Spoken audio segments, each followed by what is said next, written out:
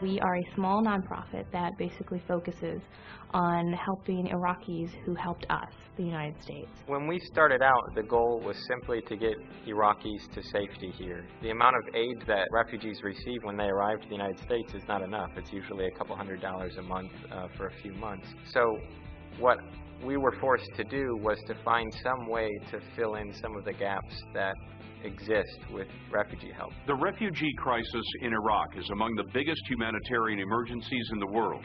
Millions of Iraqis have fled the war, many of them marked for death because they worked for the United States. I was watching 60 Minutes and was fundamentally moved. I sent an email and said, hey, how can we help? A social networking site was a smart idea to do because that allowed us to connect really quickly with many Americans.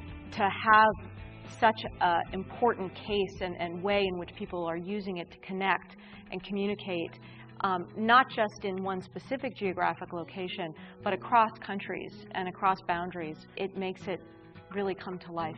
We now have a vehicle by which Americans can connect with recently resettled Iraqis to help find jobs, find furniture for their apartments. They can connect with chapters all across the country. We now have over 35 chapters across the country, everywhere from Miami to Washington State and everywhere in between. It's been really fascinating to see what Americans have done with the tools that have been provided to them. We have good news stories, and they are happening. I mean, the very first Iraqi that was the reason why the LIST project began just wrote to me yesterday telling me that he and his wife received their green card. They've been living with my parents in Illinois for the last year and a half.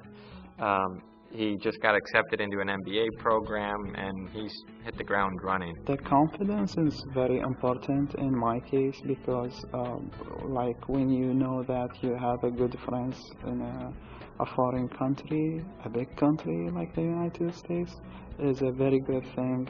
The greatest thing about the network is you put something out there, and if it's a good idea, people will run with it, and they'll push it forward.